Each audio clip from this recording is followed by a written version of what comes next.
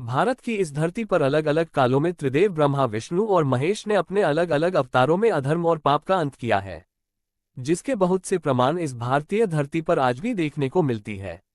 सतयुग काल में सृष्टि के पालनकर्ता विष्णु ने मानव अवतार श्री राम का रूप लेकर इस भारत भूमि पर जन्म लिया था। श्री राम के जीवन काल के पूरे घटनाक्रम का विवरण वाल्मीकि के द्वारा रचित हिंदू ग्रंथ रामायण में देखने को मिलता है।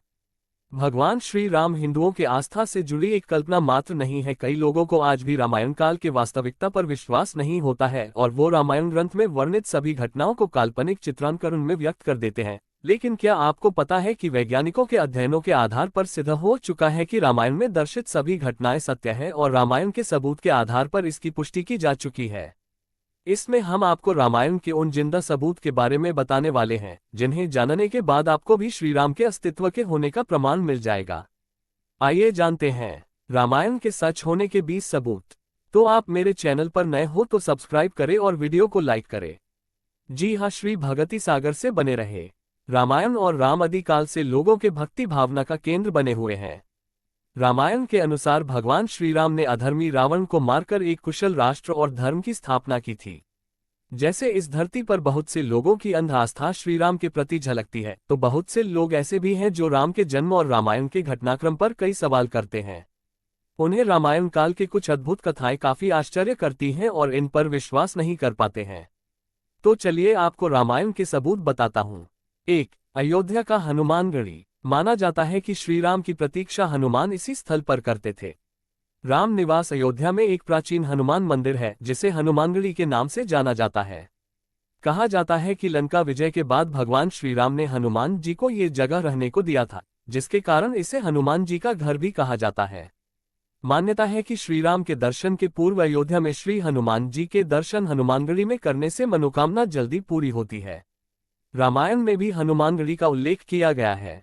2. हनुमान जी के विशाल पद चिन्ह। रावण द्वारा सीता हरण के बाद जब हनुमान जी माता सीता की खोज में श्रीलंका पहुंचने के लिए समुद्र को पार करने हेतु एक विशाल रूप धारण किए, तब उनके विशाल पद चिन्ह के छाप श्रीलंका के स्थल पर अंकित हो गए।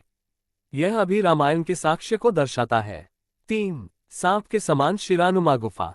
रामायण के अनुसार रावण द्वारा सीता का अपहरण करके श्रीलंका में सबसे पहले एक गुफा में रखा गया था। इस गुफा का शीश और इसके चारों ओर की नक्काशी कोबरा सांप की तरह दिखाई देता है। इसकी उपस्थिति भी रामायण के सबूत बताते हैं। 4. रावण का महल। लंका में रावण का महल था जिसमें वह अपनी रानी मंदोदरी के साथ रहता था। हनुमान जी ने अपने पूंछ से रावण की इस विशाल सोने की लंका को जला दिया था, जिसके जले हुए अवशेष आज भी श्रीलंका में देखने को मिलती है। 5. अशोक वाटिका सीता एलिया। रामायण ग्रंथ के अनुसार माता सीता को अपहरण के बाद जब माता ने लंका में जाने से मना कर दिया, तब रावण ने लंका की अशोक वाटिका में उन्हें रखा था। अशोक वाटिका में व्यापक मात्रा में अशोक वृक्ष थे। यहीं पर एक वृक्ष के नीचे माता सीता रहती थी। इस जगह को अब सीता एलिया नाम से जाना जाता है, जो वर्तमान में श्रीलंका में स्थित है। 6. गर्म जल के कुएं। रामायण बताया गया है कि रावण ने अपने दानवीय शक्तियों के प्रमाण के लिए लंका में गर्म जल के कुएं बनवाए थे। इससे गर्म पानी निकलता है जो आज भी श्रीलंका में देखने को मिल जाएगी। 7. राम सेतु का निर्माण। भारत से श्रीलंका की ओर के लिए राम और उनकी सेना ने पत्थरों को समुद्र में फेंक राम सेतु का निर्माण किया था। इन राम सेतु पुल की सहायता से सभी वानर सेना लंका में प्रवेश कर पाए थे। कहा जाता है कि जिन पत्थरों से राम सेतु पुल बनाया गया था, वह पत्थर आज भी समुद्र में तैरते हुए दिखाई देते हैं, जिसमें श्रीराम का नाम लिखा हुआ है। नासा ने भी अपने एक शोध के बाद बताया है कि यह राम सेतु मानव द्वारा निर्मित है। 8. द्रोणागिरी पर्वत।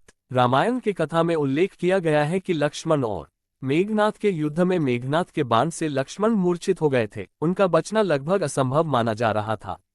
तब राजवैद्य सुरोन के उपाय के अनुसार द्रोणागिरी पर्वत से संजीवनी बूटी लाना था, किंतु हनुमान जी ने पूरा द्रोणागिरी पर्वत उठा ले आए, जिसमें से संजीवनी बूटी निकालकर लक्ष्मण के प्राण की रक्षा की गई।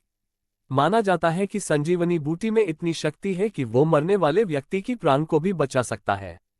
लक्ष्मण जी के ठीक होने के बाद हनुमान जी ने द्रोणागिरी पर्वत उसी स्थान पर रख दिया जो आज भी उत्तराखंड के चमोली गांव में स्थित है।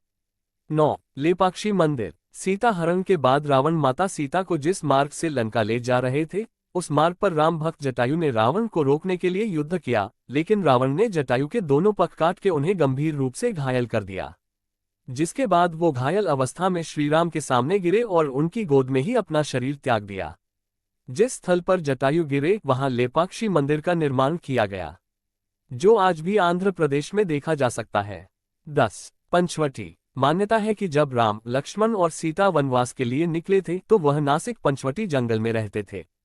इस जंगल में लक्ष्मण ने रावण की बहन सुपनखा की नाक काट दिए थे। ये पंचवटी वन आज भी नासिक में है। 11. विशालकाय हाथी के अवशेष। श्रीलंका के रक्षक के रूप में रावण ने द्वार पर विशालकाय हाथी को रखा था, जिसे हनुमान जी ने धराशायी कर दिया था। वैज्ञानिक प्रमाण में लंका की स्थल के पास इतने विशालकाय हाथियों के अवशेष मिले हैं जो सामान्य हाथियों से बहुत बड़े हैं।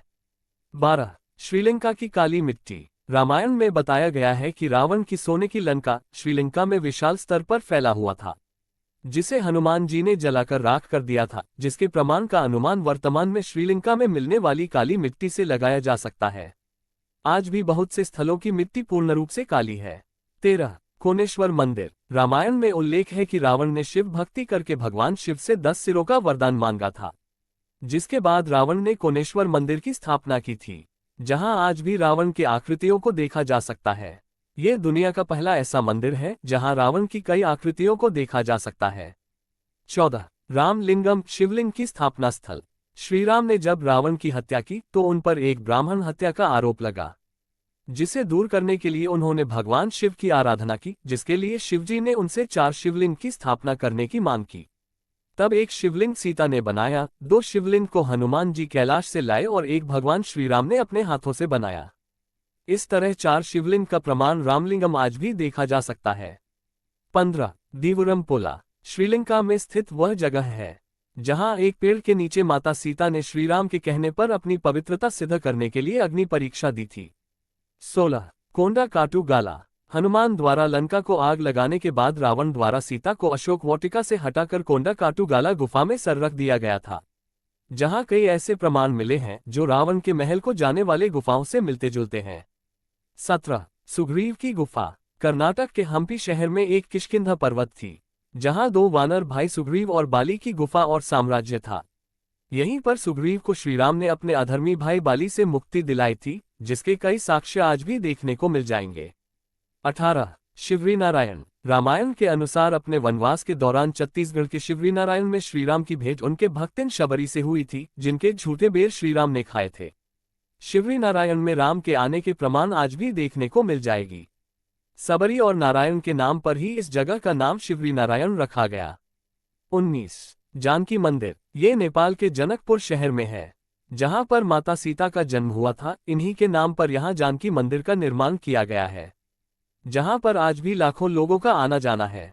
20. पानी में तैरते पत्थर। राम सेतु के लिए उपयोग में लाए गए सुनामी के बाद समुद्र में अलग अलग स्थलों पर भी तैरते हुए दिखाई देते